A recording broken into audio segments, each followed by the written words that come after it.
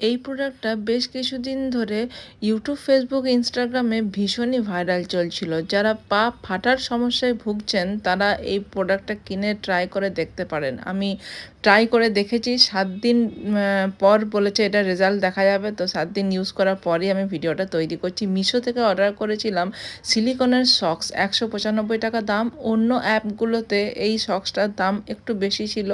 তো মিশোতে তাই জন্য আমি অর্ডার করলাম। আর ফ্রি হোম ডেলিভারি, অন্য অ্যাপগুলোতে ফ্রি হোম ডেলিভারি থাকে না, শিপিং চার্জ একটা নেয়। যাই হোক, তো এটা কেমন করে ইউজ করতে হবে সেটাও দেখিয়ে দিই, যদিও সেটা আমি কিন্তু ভিডিও দেখেই শিখেছি।